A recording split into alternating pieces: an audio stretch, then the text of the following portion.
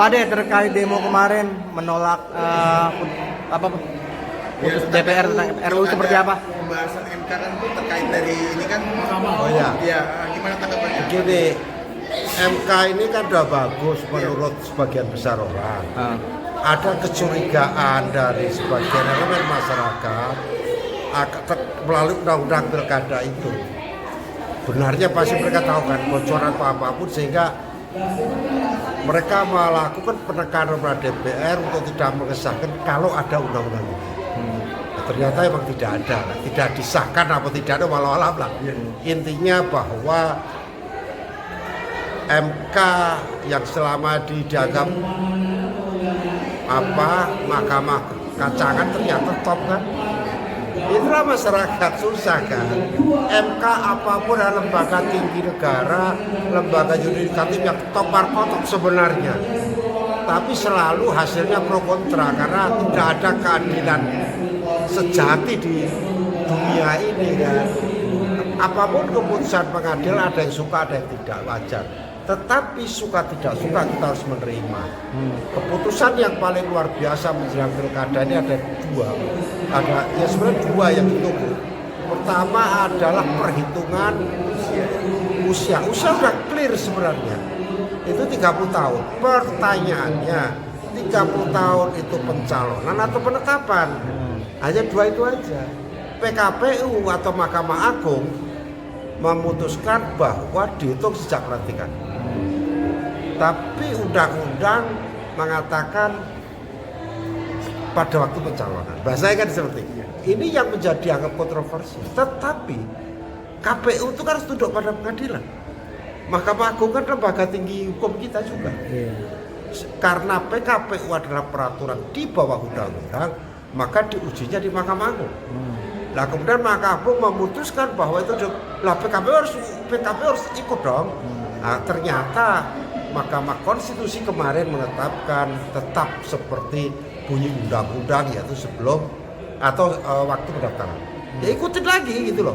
Jadi nggak ada masalah. KPU tidak bikin pemerintah, KPU tidak buat acara sendiri. Ikuti apapun. Cuma Mahkamah Agung beda, Mahkamah Konstitusi beda. Kemudian keputusan Mahkamah Konstitusi yang kedua adalah tentang threshold, tentang berapa sih, siapa sih, partai apa sih yang bisa mengajukan calon. Dalam putusan terakhir ini sangat luar biasa, hampir menyamakan dengan putusan independen. Bahwa partai-partai yang mendapatkan suara, baik yang dapat dikonversi kursi atau tidak, bisa dihitung pencalonan. Jadi per bidding, per kepala.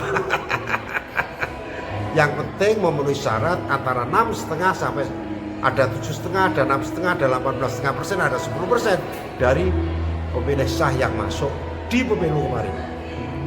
Ya semacam daftar pemilih lah kasarnya gitu ya, atau pemilih sah.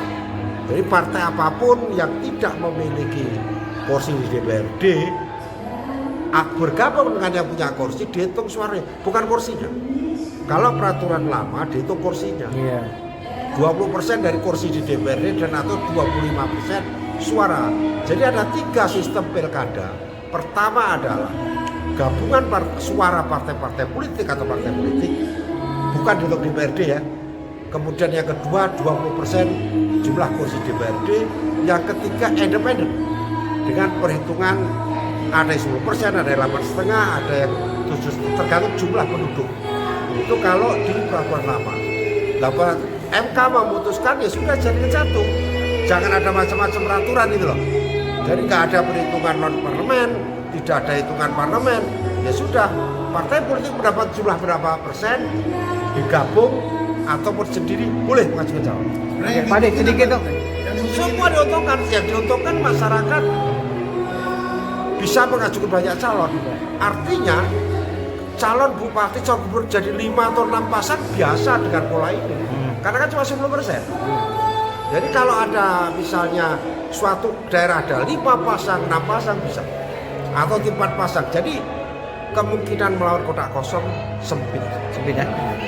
Artinya partai diberi peluang mencalonkan kadernya sendiri.